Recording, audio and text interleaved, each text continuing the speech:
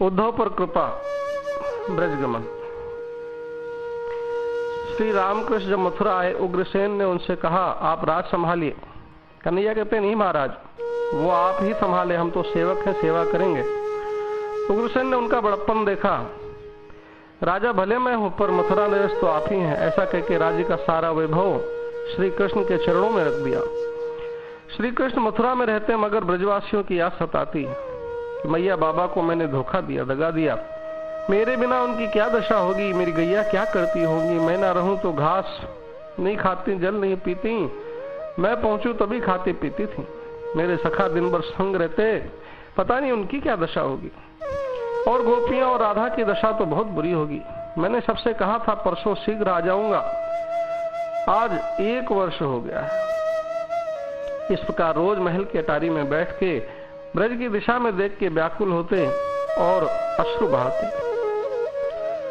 उद्धव जो वसुदेव के भाई और देवभाग के पुत्र, कृष्ण के संबंध में भाई, मंत्री और सखा भी हैं, वृष्णि वंश में प्रधान पुरुष हैं, सुरगुरु बृहस्पति के शिष्य होने से ब्रह्मज्ञानी हैं। उन्हें ब्रह्म ज्ञान था, ज्ञान का अहंकार था, प्रेम भक्ति को कुछ नहीं मानते थे। कृष्ण जब मथुरा वासियों के प्रेम की बात उन्हें बताते तो उद्धव हंस के मूर्खता भरी बातें कह के उड़ा देता। भगवान ने सोचा, ये ब्रह्म ज्ञानी भक्तिहीन ऐसा है कि जैसे सोने का कलश हो लेकिन जल रहित हो, ऐसा इसका रूप बना है। जो मैं कहता हूं ये वह नहीं मानता, हमारे ब्रजवासियों के प्रेम की निंदा करता है। इस ब्रह्म ज्ञानी में प्रेम रस की धारा फूटे तो ये अमृत से भरा हुआ स्वर्ण कलश बन जाए। प्रभु ने उद्धव का कल्याण करने के लिए लीला प्रारंभ की। नित्य महल की अटारी में जाकर के अकेले ब्रजवासियों की याद में रोते हैं। उद्धव नित्य उनकी दशा देखता, उनके पास पहुंचता तो कृष्ण आंसू पोंछ के दूसरी बातें बताते। एक दिन उद्धव का हृदय जाग उठा। उसने सोचा, आज कृष्ण को दूसरी बात चलाने नहीं दूंगा, अकेले में क्यों रोते हैं पूछ के देखूंगा। और संध्या को प्रभु अटारी में बैठे तो उद्धव आ पहुंचा। प्रभु ने अश्रु पोंछ लिए, बोले, आओ उद्धव, सब कुशल तो है। उद्धव कहते, आज मेरी नहीं आपकी बात करेंगे। मैं नित्य आपको यहाँ अकेले में रोते हुए देखता हूँ, आपके दुख का कारण जान सकता हूँ। कन्हैया कहते, नहीं कोई बात नहीं। उद्धव कहते, नहीं आज तो बताना ही होगा। कन्हैया कहते, उद्धव मेरी बात तेरी समझ में नहीं आएगी। उद्धव कहता, तो भी कहो, समझाओ।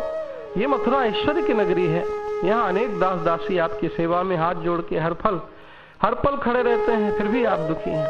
56 भोग बनते हैं किंतु आप खाते नहीं, आपका हृदय भर जाता है।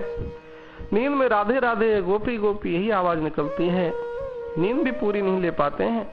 ये कौन है जिन्होंने आपके हृदय सिंहासन पर राज जमाया है। नित्य बरसाना और नंदगांव की ओर देख के आप अश्रु बहाते हैं। कन्हैया कहते, उद्धव ये मथुरा वैभव की नगरी है किंतु प्रेम की नगरी नहीं। यहाँ मेरा दुख पूछने वाला और कोई नहीं, तू ही एक निकला। उद्धव यहाँ सुख संपत्ति है किंतु प्रेम नहीं, और जीने के लिए तो प्रेम चाहिए, क्योंकि प्रेम ही जगत में सार है और कोई सार नहीं है। यहाँ दास दासियां अनेक है पर वेतन भोगी हैं, वेतन पाते हैं, सेवा करते हैं। यहाँ निष्काम प्रेम नहीं है। ब्रजवासी सदा मुझे सुखी करने के लिए दौड़ते थे। वेतन वाला प्रेम तो सूखा होता है।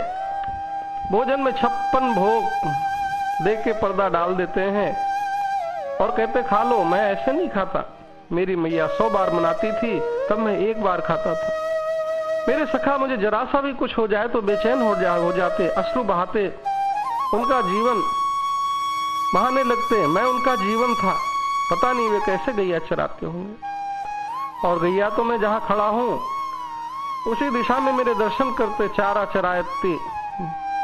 चरती थी। मैं ना दिखो तो खाती पीती नहीं, पता नहीं उनका क्या हुआ होगा। राधा गोपियां मेरी प्रेयसी हैं, उन्होंने मेरे चरणों में अपना सर्वस्व समर्पण किया है। मैं नहीं होता तो उनकी क्या दशा होगी।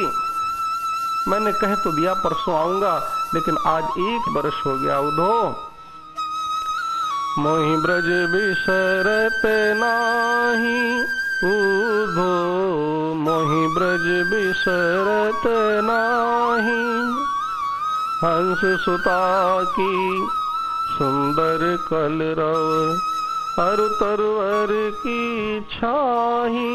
उद्धव मोहि ब्रज बिसरत नाही। वे सुरभि वे बच्छ दोहनी, हिरक दुहावन जाही। ग्वाल बाल सब करद कोलाहल, नाचत ग्रह ग्रह जाही। ऊधो मोहि ब्रज बिसरत नाही।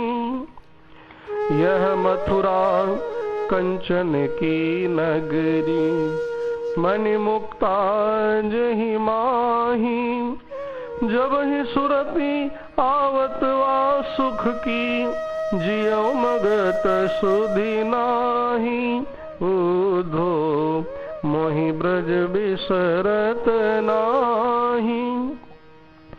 अनगिन भांति करी बहुलीला, जशोदानंदन बाही। सूरदास प्रभु रहे मौन है, यह कहे कहे पछताही। ऊधो मोहि ब्रज बिसरत नाही। ऊधो मोहि ब्रज बिसरत नाही। ऐसा कहते प्रभु का अंग पुलकित हो गया, रोम खड़े हो गए, कंठ गदगद हो गया, आंखें अश्रु बहाने लगी, गहरी गहरी श्वास चल रही थी। प्रभु उद्धव का हाथ अपने हाथ में लेके बोले, हे प्रिय मित्र, तुम ब्रज जाओ, मेरे माता पिता को मेरा संदेश सुना के आनंदित करो, मेरी गोपियों को मेरा ज्ञान दो, विरह मुक्त करो। मुझे अपनी आत्मा मानती हैं, उनका सर्वस्व मैं हूं। मुझे स्मरण करके वो बार बार मूर्छित होती हैं,